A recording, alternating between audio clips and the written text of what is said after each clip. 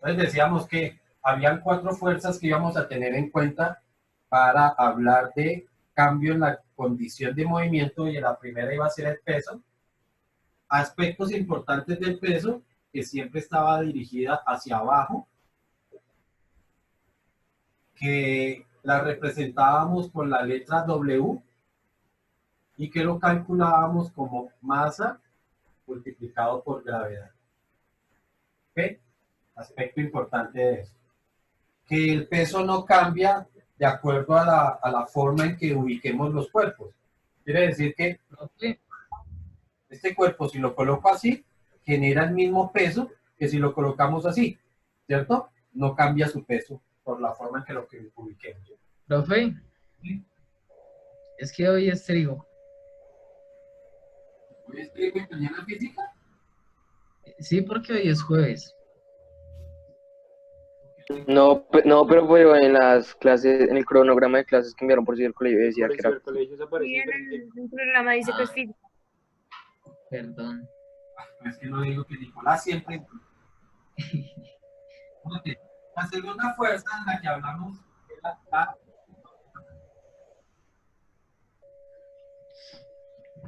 característica de la normal, dijimos que era perpendicular a las superficies.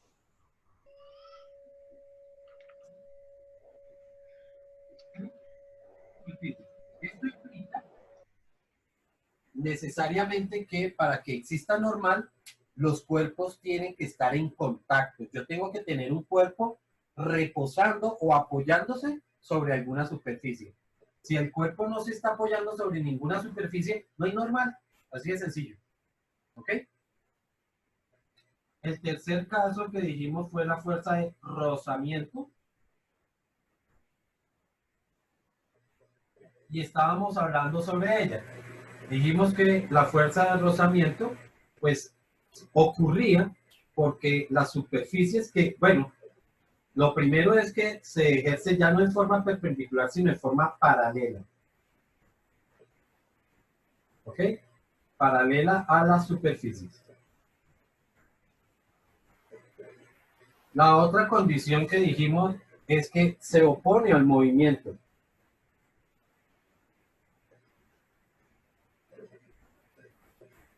¿Listo? Y otra condición que dijimos era que surge cuando hay intención de movimiento. ¿Eso qué significaba? Que no necesariamente tenía que haber movimiento para que hubiese rozamiento. Basta con que hubiese la intención del movimiento. Intención del movimiento.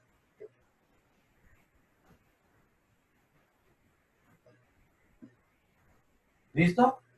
Lo otro que dijimos era cómo lo íbamos a calcular. Dijimos que la fuerza de rozamiento la íbamos a calcular. No me acuerdo muy bien si lo alcancé a decir o si solamente estaba hablando del coeficiente de rozamiento. ¿Me recuerdan? No lo Recordar dijo. que No la dijiste, profe. No, no lo alcanzó a decir. Estábamos hablando del coeficiente de rozamiento entonces. Entonces terminemos de hablar de ese coeficiente de rozamiento para que terminemos este concepto. Entonces el coeficiente de rozamiento, vamos a ponerlo aquí como un coeficiente. Eso sí recuerdo que dijimos que lo íbamos a anotar con la letra del alfabeto griego mu, ¿cierto? Eso se parece a una U, pero que tiene una colita como larga de este lado. ¿Ok?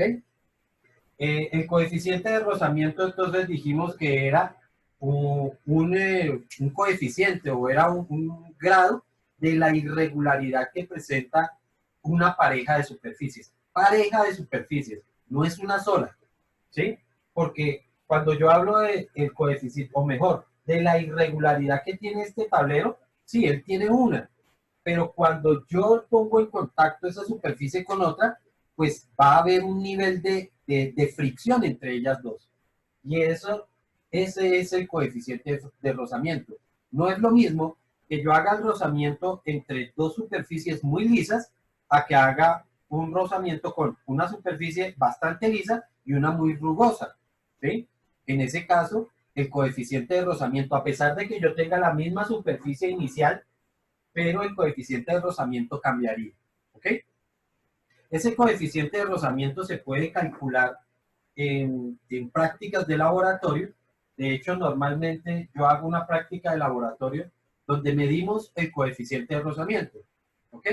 Ustedes, pues pensando en estos días que están como tan aburridos en la casa, pues les voy a poner a hacer una pequeña práctica para que midan algunos coeficientes de rozamiento. ¿Ok? Por ahora vamos a terminar con esto y después hablamos de esa práctica, que les serviría también para que obtengan una nota, una primer nota en la materia. Les decía que existen dos coeficientes de rozamiento. Uno que es cuando los objetos todavía no empiezan a moverse y otra cuando ya están en movimiento. ¿Ok? Cuando aún no empiezan a moverse, lo llamamos coeficiente de rozamiento estático. ¿Ok? Y cuando está en movimiento, se le llama dinámico.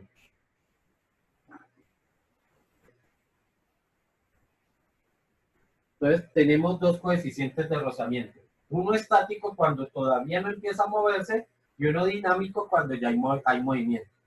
Lo normal es que el estático sea mayor que el dinámico. ¿Ok?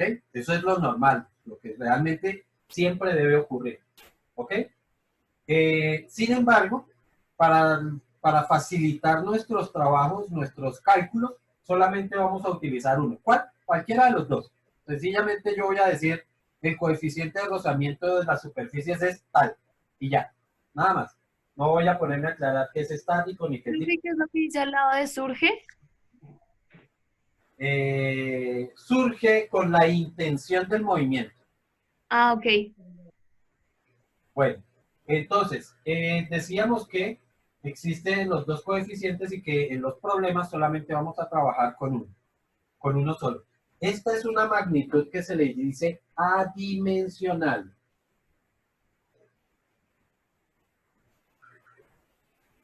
¿Qué significa adimensional? Que no tiene unidades. Así de sencillo. Entonces yo puedo decir que el coeficiente de rozamiento es de 0.1. ¿0.1 qué? Nada. Sencillamente no se le dice nada. No es como en la distancia que uno dice 20 metros. No, aquí no vamos a decir sino solamente un número. ¿Listo? Entonces el coeficiente de rozamiento va a depender de la fuerza de rozamiento va a depender de este coeficiente y también va a depender del grado de contacto que hay entre las dos superficies.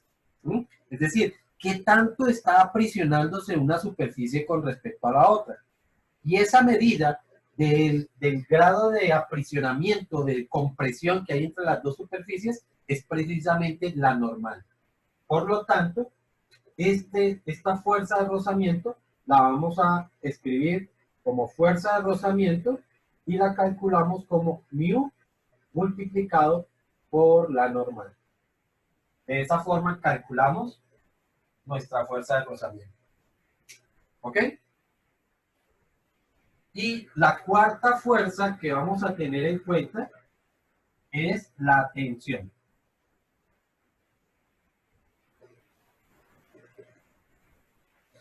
Profe, que era N. Normal. Normal que la vimos desde acá. Vimos que esta sí no tenía fórmula, lo que la íbamos a calcular a partir de las Suma de fuerzas. Sí, exacto.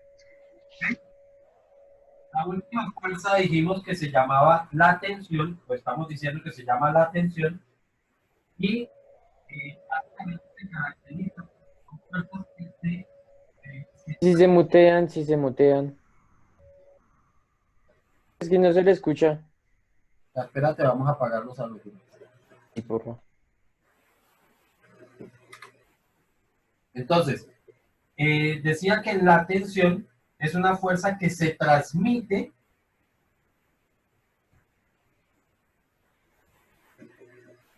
a través de hilos, cuerdas, barras, etcétera. ¿Ok?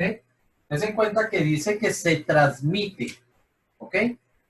Significa que no es que la cuerda como tal esté haciendo la fuerza, sino que a través de ella se realiza una fuerza. ¿Ok? Estos elementos, a partir de los cuales se transmite la tensión, cumplen tres características bien particulares. La primera característica es que no tienen masa.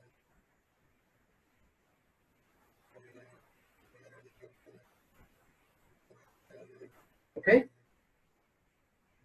¿Qué significa que un hilo no tenga masa? Si no tiene masa, significa que no tiene peso. ¿Ok? Porque si esto vale 0, 0 ¿por qué? Sería 0, por lo tanto no tiene peso. ¿Qué implicaciones tendría para nosotros que un hilo no tenga masa? Que la fuerza que se realiza o que realizo o que quiero transmitir se va a transmitir efectivamente por todos los puntos del hilo. ¿Listo? Significa que si yo tengo un hilo así de grande y estoy aplicando una fuerza en este punto, la fuerza que aplico en este punto es igual en este, es igual en este, en este, en este, en este, en este, en este, en este. En todos los puntos del hilo se está presentando la misma fuerza. ¿Ok? ¿Qué pasaría si el hilo sí tuviera masa? Que resulta que la fuerza que nosotros estamos aplicando se consumiría en ciertas partes del hilo. ¿Sí? Imagínense cuando uno tiene que levantar o tiene que arrastrar algún objeto muy pesado y utiliza una cuerda muy grande.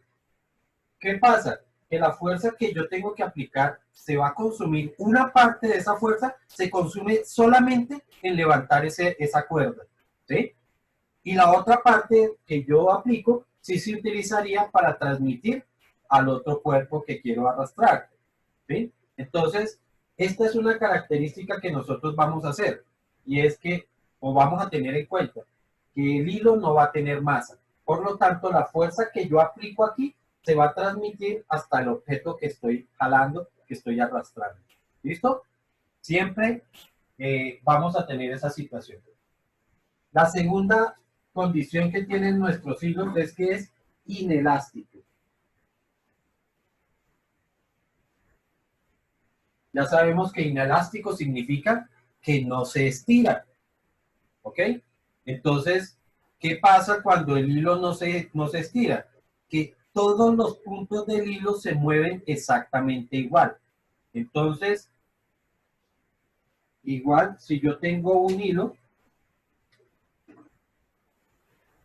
en el instante en que este extremo empieza a moverse, este extremo también se movería. Lo que no ocurre con un caucho. Un caucho es elástico, ¿cierto? Es contrario a esto. Y eso tiene la particularidad de que cuando uno jala, cuando ustedes quieren jalar un objeto a través de un caucho, des en cuenta que uno primero estiraría, el caucho se estira, ¿cierto? Hasta que llega al punto donde ya no puede estirar más, y ahí sí es donde empieza a moverse el otro extremo. Entonces, los dos extremos no se mueven exactamente iguales en un caucho. Mientras que en un hilo, que es inelástico, sí se van a mover exactamente igual. Al mismo tiempo se mueven los dos extremos. La tercera condición del hilo es que es altamente resistente. Entonces, a pesar de que es tan delgadito como que no tiene masa, ¿sí? Como que podemos significar que no tiene masa, vamos a poder aplicar altas fuerzas o fuerzas grandes, relativamente grandes, a través de esos hilos. ¿Listo? Entonces, esas son las tres condiciones para nuestros hilos. Son condiciones netamente ideales. No existe en la realidad ningún hilo que presente esas tres condiciones. ¿Sí? Porque si tiene que ser resistente, yo tengo que entender que por lo menos debe tener algún tipo de grosor. Así que debe tener alguna masa. ¿Sí? Y además, normalmente los hilos sí se estiran, no de pronto, no una gran cantidad como sería un caucho, pero sí en alguna medida se lograrían estirar. Entonces, para nosotros van a cumplir esas tres condiciones, vuelvo y repito, totalmente ideales. ¿Ok? Esas son las cuatro fuerzas que siempre vamos a estar analizando o que siempre vamos a estar determinando si existen o no existen en un determinado problema. ¿Ok? Bueno. El siguiente tema que vemos, digamos que como preparatorio a la parte de dinámica, el concepto de dinámica, se denomina diagramas de cuerpo libre.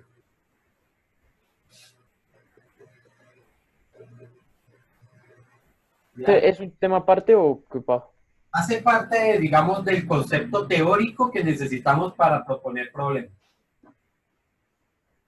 Diagramas de cuerpo libre.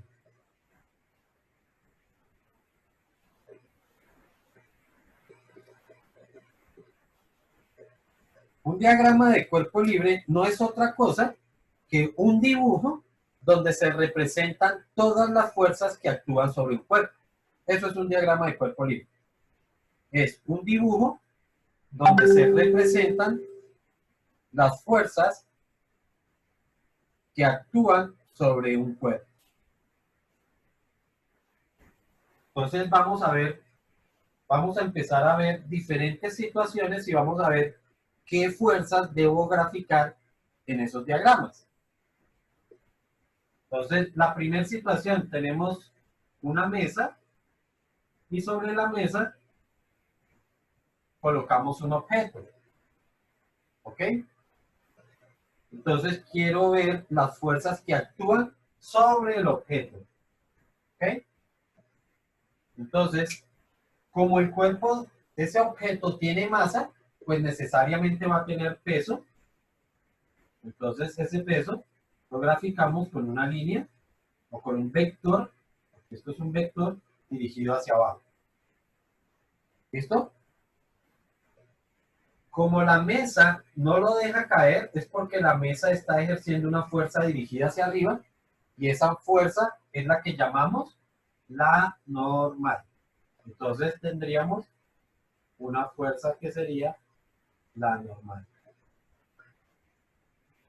De acuerdo a lo que vimos en la sesión anterior, si el cuerpo no se está moviendo, es porque esta fuerza se está anulando con esta otra.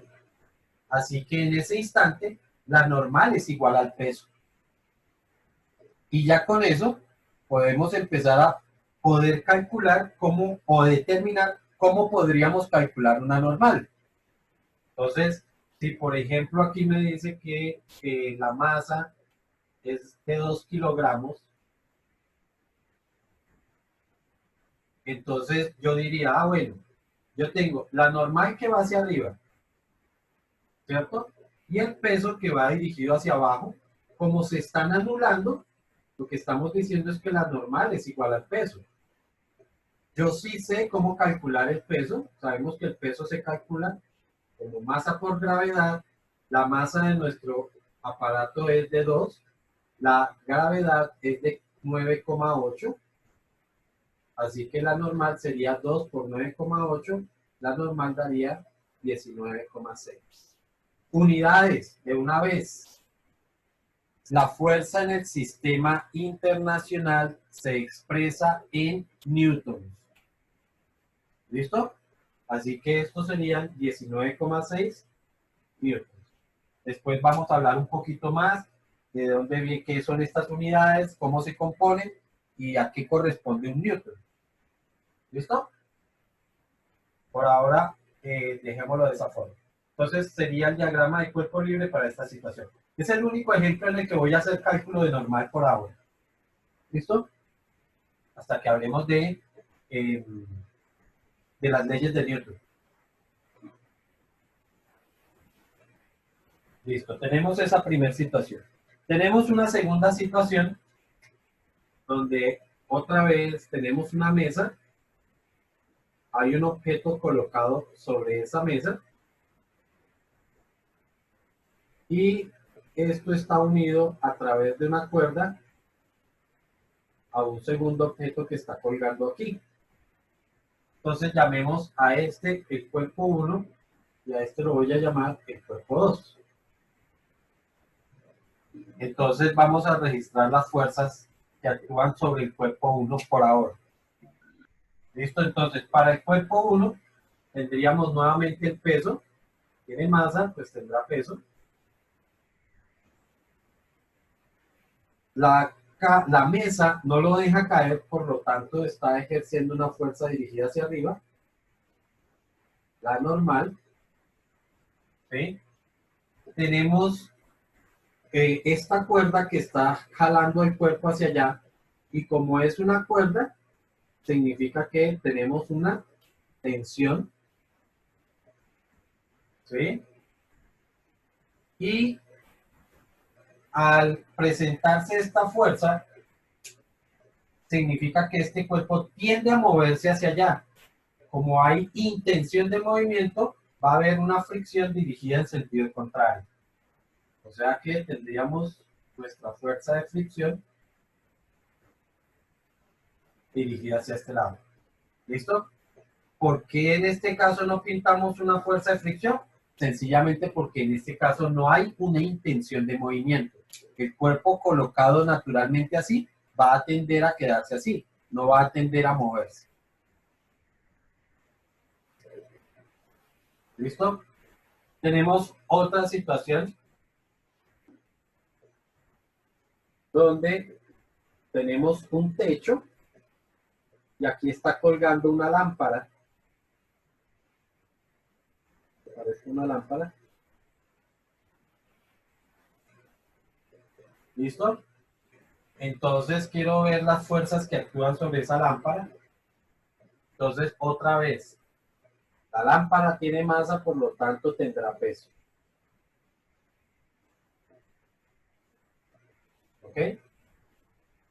Tendríamos, ¿qué es lo que en este caso no deja que la lámpara caiga? Si está actuando el peso, es porque está una fuerza dirigida hacia arriba. ¿Quién está ejerciendo esa fuerza? Pues el cable que sostiene la lámpara, y en ese caso esa fuerza es semejante a la de la tensión, por lo tanto aquí vamos a tener una tensión. Se me olvidaba decirle, las tensiones, la tensión tampoco tiene fórmula, sino que la vamos a hallar es a partir de la sumatoria, así como lo hice para este ejercicio de acá. ¿Ok? Otra situación. Tenemos un plano y este es un juguete que está siendo jalado por un niño. Imaginen un carrito. ¿Ven? Entonces ahí está Dani jalando el carrito y vamos a pintar las fuerzas que actuarían. Para este caso entonces tendríamos el peso, tendríamos la normal, tendríamos la fuerza que está realizándose a través del cable, entonces tendríamos la tensión, y aquí es importante, la tensión, la fuerza de tensión siempre se debe dibujar sobre el mismo hilo, ¿ok? O sea, así como, pues aquí no lo hice sobre el hilo para que se viera separada la fuerza, pero es en la misma dirección del hilo tiene que ir la tensión. Y como lo están jalando hacia allá, el cuerpo tiende a moverse para allá, por lo tanto, la fuerza de fricción iría en este sentido. ¿Ok? Y vamos a graficar una última situación que es fundamental y son los planos inclinados. ¿Qué pasa cuando tenemos un cuerpo sobre un plano inclinado? Busca saber el ángulo. Sí, claro, aquí toca saber el ángulo porque eso es lo que nos va a permitir hacer separación de fuerzas en sus componentes. Pero ahorita lo que me interesa es saber que tenemos un plano inclinado. Si hay un plano inclinado, necesariamente es porque existe un ángulo aquí, ¿cierto? Entonces, para ese caso, el peso, recuerden, siempre dirigido hacia abajo. La normal sí se inclina de tal forma que tiene que quedar en forma perpendicular a la superficie. Así que para que sea perpendicular va hacia acá. ¿Ok? En esta situación el cuerpo tendería a caer, digamos que su movimiento natural sería caer, por lo tanto la velocidad está dirigida hacia abajo, la fuerza de rozamiento va en sentido contrario. Porque aquí tendríamos nuestra fuerza de rozamiento y aquí tendríamos nuestra normal. ¿Sí está claro? Sí, profe. Con respecto a los planos inclinados y las fuerzas de rozamiento, es muy importante tener en cuenta hacia dónde de todas formas tiende a moverse el objeto. Me refiero a lo siguiente. Si yo tengo el plano inclinado así, o sea, algo semejante a esto, pero sobre un plano inclinado. Entonces tengo mi plano inclinado, aquí está la cajita, aquí lo están jalando a través de una cuerda que no necesariamente es paralela al plano, ¿sí? Entonces significa que para este tipo de situaciones tendríamos el peso, ¿ok? Tendríamos la normal, Estarían todas las fuerzas, ¿no? ¿perdón? Estarían todas las fuerzas presentes, ¿no? Sí.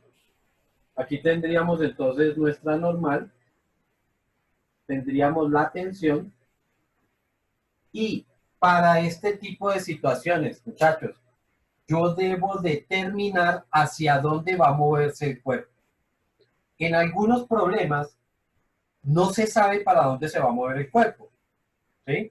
Por decir algo, supónganse que aquí hay otro plano inclinado y que aquí hay otro cuerpo y que estos dos están siendo unidos, ¿sí? Entonces uno dice, bueno, y entonces ¿quién arrastra a quién? ¿Este cuerpo arrastra a este o este arrastra a este otro? Allá cuando veamos eso, pues vamos a detenernos más en ciertos criterios que existen para saber hacia dónde uno cree que va a haber movimiento. Porque el hecho de que yo crea no es porque necesariamente sea así. De hecho, yo puedo plantear uno de los criterios, pero de pronto el criterio no me servía o no fue suficiente para efectivamente determinar el sentido del movimiento. Entonces, cuando tengamos este tipo de situaciones en las que el objeto, sí, yo tengo una fuerza aquí, pero ¿y si esta fuerza no es suficientemente grande como para arrastrar al objeto, sino que la caída le gana? ¿Sí? Entonces yo tengo aquí un objeto, lo estoy jalando, pero la fuerza que yo estoy haciendo no es suficientemente grande, sino que también me está arrastrando a mí, significa que la caída es mayor que la fuerza que estamos haciendo hacia arriba. Entonces tenemos que determinar el sentido de movimiento. En esas situaciones es indispensable que yo diga, aquí en el gráfico debo expresar hacia dónde va a haber movimiento. ¿Ok? Entonces yo digo, hago un vector que indique el sentido del movimiento. Entonces hago algo como esto, donde estoy indicando el sentido del movimiento. Ahora sí, si digo que el objeto se está moviendo hacia allá, puedo graficar mi fuerza de rozamiento. ¿Cómo se opone? Entonces iría en este sentido. Si yo cambiara el sentido de esta velocidad, tendría que colocar la fuerza de rozamiento en sentido contrario. Profe, una pregunta. ¿Cuál es esa letra que está encima del dibujito? Hice 6 dibujos. ¿De cuál dibujo me estás diciendo? El que acabamos de hacer, que es como una V. Ah, ok, sí, esto es una V. Ah. Y que está representando, dijimos, la velocidad en la que o el sentido del movimiento, ¿sí? En el que se está realizando ¿en qué sentido se está moviendo esa cajita? Estoy viendo aquí que ya no me queda, sino, gracias por recordar. Entonces, decíamos que existen 2 unidades de mediciones utilizamos una o las más conocidas, ¿no? Una es la que se conoce como el Sistema Internacional, que se expresa con las letras M, bueno, eso es minúsculo, MKS. ¿Ok? Y existe también otro sistema que se expresa con las letras CGS. ¿Ok? MKS viene de las unidades que expresa, ¿qué es lo que se está midiendo? M, que mide masa, perdón, que mide longitud, y la longitud sabemos que la medimos en metros, ¿no? K, que es unidades de masa, que nosotros la medimos en kilogramos. Y S, que son unidades de tiempo, que son los segundos. ¿Ok? Mientras que por el sistema CGS, la longitud se mide en centímetros, la masa se mide en gramos, y el tiempo también se mide en segundos. ¿Ok? Entonces, por eso es que toman esos nombres, MKS y CGS. ¿Listo? Nosotros utilizamos el sistema MKS. Por lo tanto, las distancias las tenemos que dar en metros, la masa en kilogramos y los tiempos en segundos. ¿Listo? En el sistema internacional, la fuerza es la mezcla de estas tres unidades y a eso se le llaman los newtons. Adivinen, ¿en honor a quién? Mi tío. Einstein. A Torricelli. Efectivamente. ¿Listo? Entonces, en honor al señor Isaac Newton, a Sir Isaac Newton, entonces la fuerza se nota como Newton. ¿Ok? Nosotros la vamos a escribir, lo vamos a representar con una N minúscula, una N mayúscula, perdón.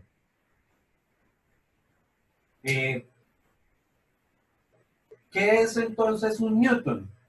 Un Newton se define, por favor tomen nota, un Newton se define como la fuerza que se debe aplicar,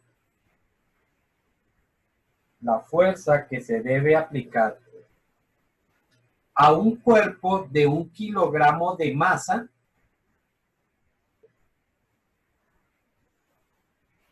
para generar una aceleración de 1 metro por segundo cuadrado. ¿La que se debe aplicar de qué?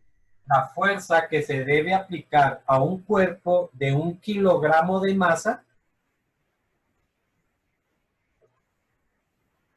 para generar una aceleración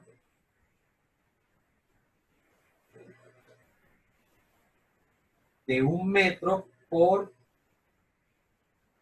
segundo cuadrado.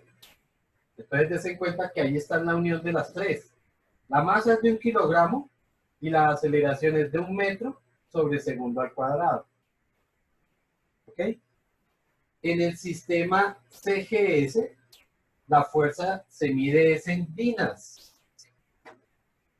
Aquí la unidad de fuerza se llaman dinas. Y la dina corresponde a la fuerza que se debe aplicar a un cuerpo de 1 gramo para producir una aceleración de 1 centímetro por segundo cuadrado.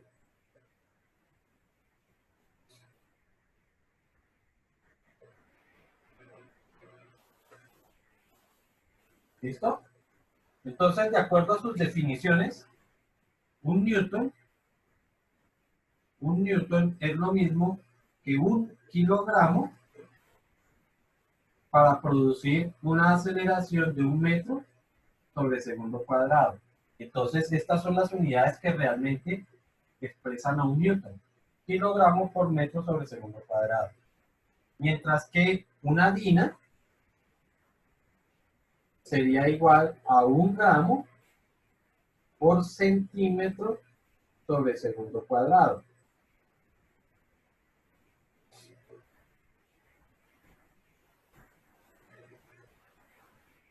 Entonces, a través de un factor de conversión, vamos a ver cuál es la equivalencia entre un newton y una dina.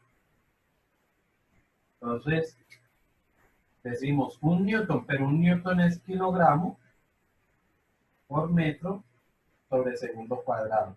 Entonces, como tengo que pasarlo a estas unidades, es decir, de kilogramos a gramos, de metros a centímetros, pues tengo que hacer dos factores de conversión. No necesito pasar de segundos a segundos, ¿no? No tiene lógica. Ya están en segundos. Entonces, primer factor de conversión, tenemos kilogramos arriba, por lo tanto en el factor de conversión tendrá que quedar abajo.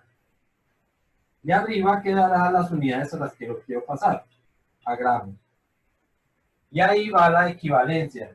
Sabemos que un kilogramo equivale a 1000 gramos. Muy bien. Ahora el segundo factor de conversión, queremos pasar de metros a centímetros. Los metros están arriba, en el factor de conversión quedan abajo. Y arriba quedará la unidad a la que quiero pasar, centímetros.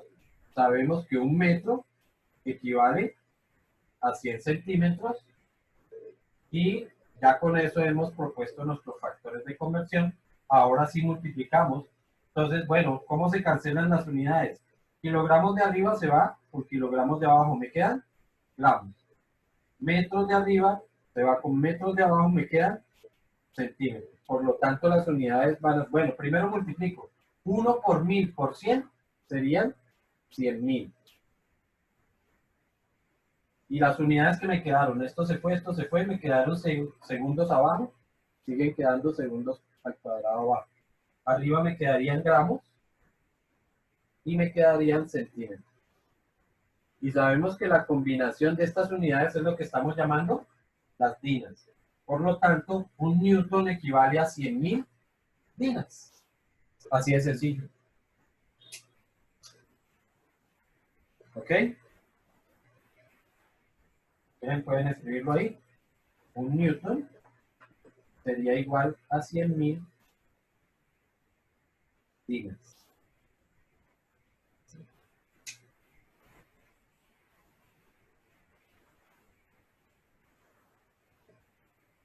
¿Sí está claro? Fácil, ¿sí o no? Sí, está re fácil. Sí, profe. Normal. Todo lo que yo enseño es muy fácil. Bueno, y ahora vamos a hablar de las famosas leyes de Newton.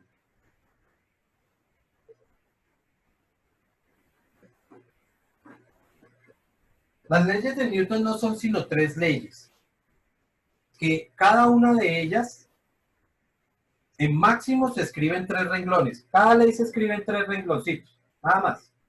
Pero esos 3 rengloncitos de cada una, que serían 9 renglones en total para las 3, forman la base de lo que es la física moderna. Lo que le llamamos la física moderna está basado totalmente en las leyes de Newton. Por eso se dice que Newton es el padre de la física moderna. ¿Ok? Porque todo está basado en sus leyes. Las 3 leyes son muy simples, pero tienen un gran contexto. La primera ley, ¿recuerdan cómo se llama? La gravedad. ¿Cuál gravedad? Gravedad es que está usted, hermano. La de acción-reacción, ¿no? Acción y reacción Ebullición. De caída libre. de caída libre. La ley de la inercia se llama. Casi. Estuvieron cerquitica. La ley de la inercia dice básicamente, o textualmente dice que todo cuerpo tiende a conservar su condición de movimiento a menos que exista una fuerza resultante que actúe sobre él. Eso es lo que dice. Fácil, ¿sí o no? Ah, sí, profe. ¿Nos podría dictar más despacio? Más despacio que... Ah, ¿sí ve? Sí, profe, está dictando muy rápido. Es que eso es lo que dicen. Bueno, Parece. O sea, todo cuerpo tiende a conservar su condición de movimiento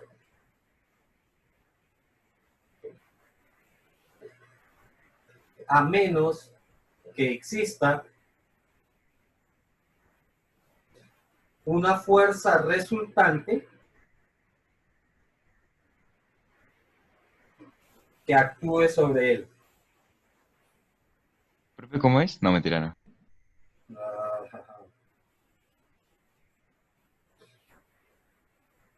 ¿Ok? Listo, mande la segunda. No, todavía no. Tenemos que desglosar todo lo que implica esa primera ley. ¿Eso qué significaría? Básicamente lo que me dice es que si un cuerpo se viene moviendo, se va a seguir moviendo eternamente. ¿Ok? Este principio, por ejemplo, lo utilizan las naves interplatanarias. ¿Sí? Cuando una nave sale ya de la acción de la gravedad de la Tierra, pues apaga sus motores y sencillamente se sigue moviendo como salió moviéndose de la Tierra. ¿Ok? Porque recuerden que ya en el espacio, las fuerzas gravitatorias, por lo menos la fuerza gravitatoria de la Tierra, se anula y entonces el cuerpo va a poderse seguir moviendo y se movería eternamente a menos que exista otra fuerza que lo haga mover. ¿Listo? Esa es, digamos, que la primera, como la primera consecuencia de la primera ley. La segunda es al contrario, es si un cuerpo está en reposo, va a mantenerse en reposo eternamente hasta que llegue una fuerza que actúe sobre él. ¿Listo? Eso nos explica varias situaciones de las que nosotros vivimos permanentemente. Una es que, ¿qué pasa cuando nosotros vamos dentro de un vehículo y el vehículo frena? Nosotros seguimos derecho. Efectivamente, ¿qué significa? Que nuestro cuerpo tiende a conservar la condición de movimiento con la que traía. Nosotros veníamos moviéndonos exactamente igual que como se movía el carro. Entonces, nuestro cuerpo venía moviéndose exactamente igual. Por lo tanto, nuestro cuerpo va a tender a seguir ese movimiento. ¿Listo? Como el carro sí frena, pues nosotros seguimos derecho. ¿Ok? La segunda es al contrario. ¿Qué ocurre cuando nosotros estamos dentro del carro, pero está en reposo, está quieto y de pronto arranca? Entonces, como que uno tiende a irse hacia el fondo del carro. No, uno no tiende a irse hacia el fondo. Uno tiende a quedarse ahí, de que se está moviendo ese carro. ¿Está claro? Entonces, yo me quedo quieto, yo tiendo a quedarme quieto, pero como el carro se mueve, entonces termino yo yéndome hacia el fondo. Pero no es porque realmente yo esté moviéndome hacia allá. No, es que yo tiendo a quedarme en el lugar donde estoy. ¿Ok? Lo mismo ocurre cuando nosotros vamos otra vez dentro del vehículo y el vehículo toma una curva. Entonces, nosotros nos venimos moviendo en este sentido y tendemos a seguirnos moviendo así. ¿Ok? Cuando el vehículo gira, nuestro cuerpo está tendiendo hacia allá, por eso es que parece que nosotros nos vamos hacia la ventanilla del carro. Entonces, otra vez lo mismo. No es que yo esté cambiando, yo sigo conservando esa condición de movimiento. Tiendo a seguirme moviendo hacia allá, pero como el carro gira para acá, entonces uno tiende a quedar hacia la ventanilla. ¿Ok?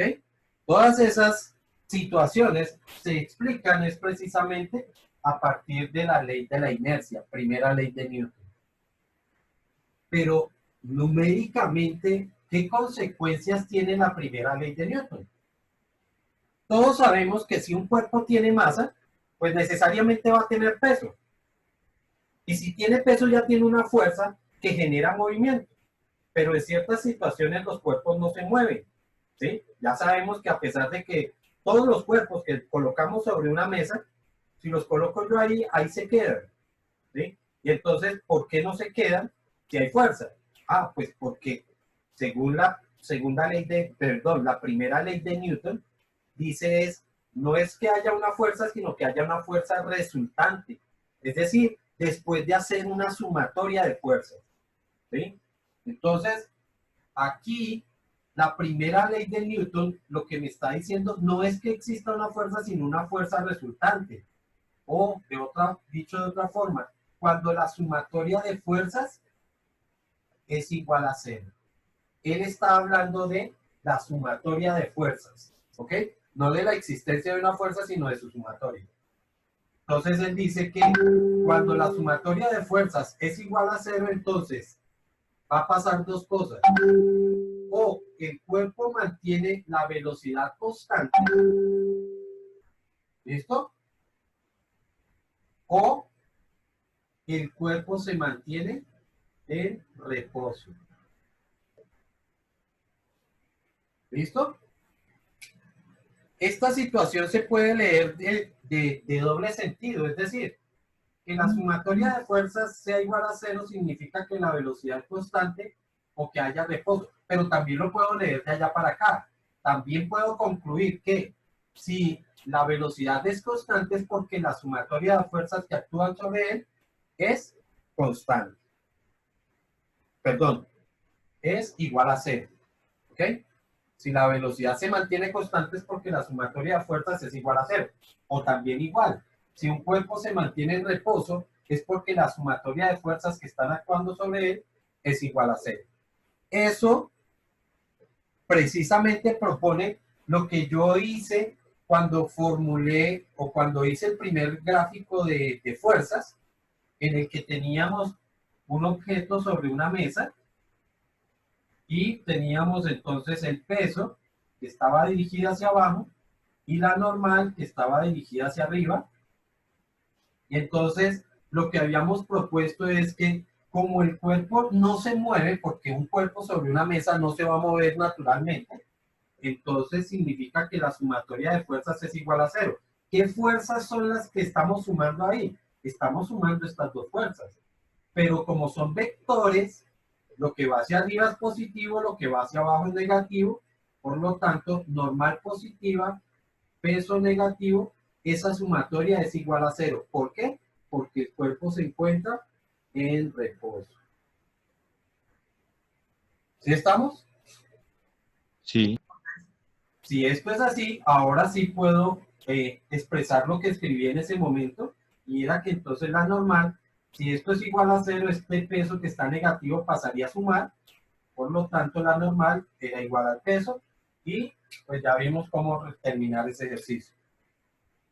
¿Listo? Entonces, esto es aplicación de la primera ley de Newton. Entonces, en nuestros problemas, nosotros vamos a determinar si un cuerpo se mueve o no se mueve en un sentido determinado. Si se mueve, o mejor, si no se mueve o se mueve con velocidad constante, entonces tenemos que proponer que esta sumatoria, que yo tengo que colocar qué fuerzas hay ahí, son iguales a 0. ¿Ok?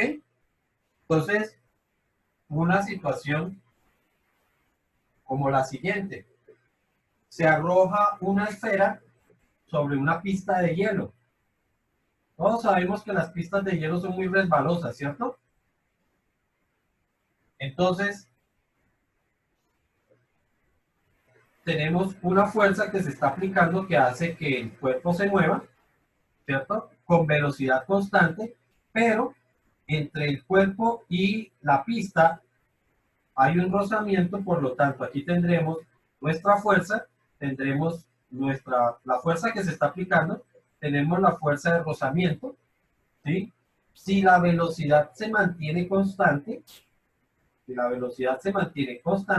es porque la fuerza aplicada es positiva porque va hacia la derecha, menos la fuerza de rozamiento que está dirigida hacia abajo, hacia la izquierda. Entonces, si esto se mueve con velocidad constante, estamos diciendo que esa suma de fuerzas es igual a 0. ¿Sí estamos? Sí, señor. Esto está muy bien. Profe, ¿puede repetir eso un momentico que el internet como que se dañó un poquitico ahí? Claro, Cristiancito. Estamos diciendo que en una situación donde yo tengo un cuerpo al que le estoy aplicando una fuerza, ¿sí? Y lógicamente, si ese cuerpo se encuentra en contacto con el piso, pero se mueve con velocidad constante, entonces en ese instante, ¿qué significa? Que tengo esa fuerza que se está aplicando y tengo una fuerza de rozamiento dado que el cuerpo está en contacto con el piso. Por lo tanto, si se mueve con velocidad constante, estoy diciendo que la fuerza que se está aplicando menos la fuerza de rozamiento tienen que dar cero. Otra vez, ¿por qué? Porque la velocidad es constante. ¿Estamos? Sí, gracias, profe. Hombre, con mucho gusto. Bueno. Ya me está avisando aquí que me quedaron 10 minutitos. Primera ley de Newton. La segunda ley, entonces, habla de movimiento y por eso se llama ley del movimiento. Segunda. Bueno, esta es la primera ley. Esta sería la segunda ley. Entonces, ley del movimiento. ¿Ok? Entonces, si en la primera ley el señor Newton habla de que qué pasa si la sumatoria de fuerzas es igual a cero, pues en la segunda ley habla de qué pasa si ya no es igual a cero. ¿Ok? Entonces ahora él habla de, bueno, ¿y qué pasa si la sumatoria de fuerzas es diferente de cero? Y entonces el señor Newton dice, palabras más, palabras menos, por favor, tomen nota. Cuando la sumatoria de fuerzas que actúa sobre un cuerpo, cuando la sumatoria de fuerzas que actúan sobre un cuerpo es diferente de cero,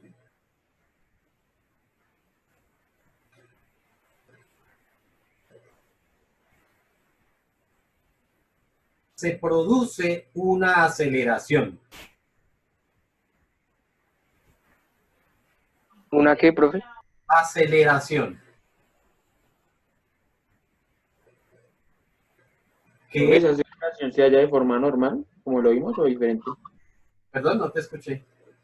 Como en este tema que vamos a ver, la forma de aceleración que tenemos hasta el momento, ¿es la misma o es diferente? Que si deja que el profe termine. Refiere a la misma aceleración, sí, señor. Entonces, vuelvo y repito. Si la sumatoria de fuerzas que actúa sobre un cuerpo es diferente de cero, se produce una aceleración. Y luego dice cómo es esa aceleración. Que es directamente proporcional a la fuerza aplicada. Claro, entre más fuerza, mayor aceleración.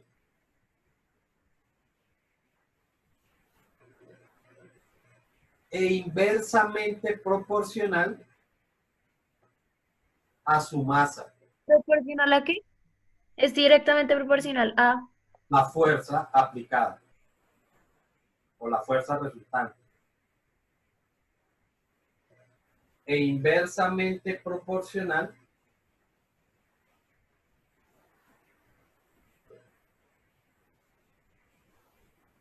a su masa.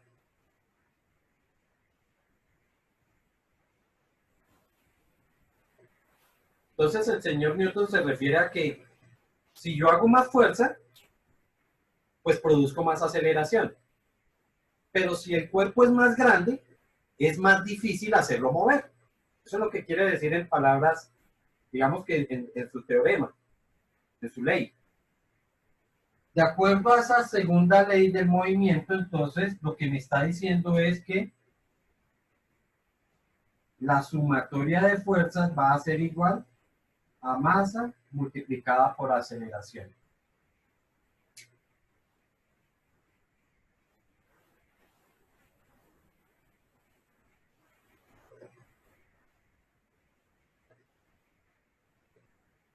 En los ejercicios, los problemas, yo tengo que tener en cuenta si voy a aplicar la primera ley o si debo aplicar la segunda ley.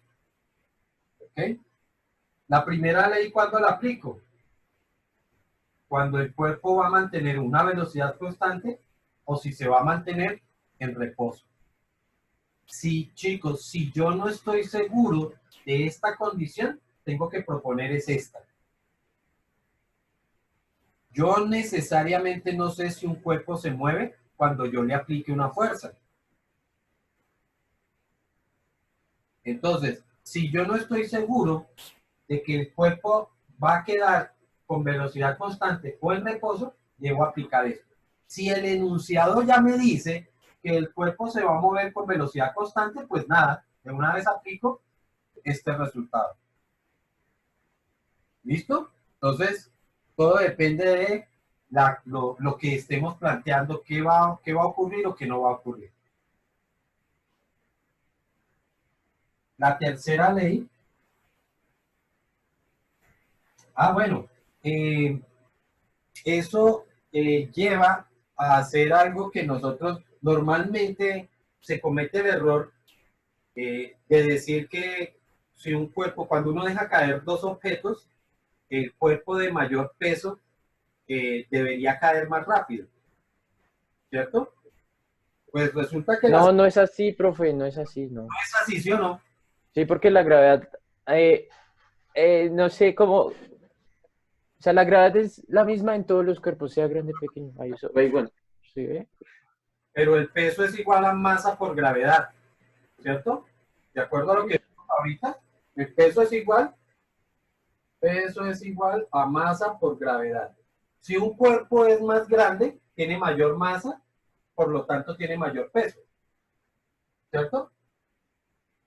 Y no siempre, profe. Entonces el peso es fuerza.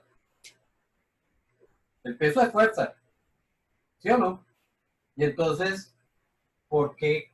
O sea que en un cuerpo más grande hay mayor fuerza de atracción. Y entonces, ¿por qué caen igual y no cae más rápido el de mayor peso? ¿Por qué será eso? Porque la gravedad ejerce igual en los dos objetos. Mi amor, pero a ver, yo quiero que entendamos eso a partir de acá. Yo tengo dos cuerpos, digamos que uno es de 1 kilogramo y el otro es de 2 kilogramos. O sea que el peso de este es de 9,8 newtons, el peso de este es de 19,6 newtons. Aplicando esto, masa por gravedad. O sea que aquí el peso es más grande. Si el peso es más grande es porque hay una mayor fuerza de atracción.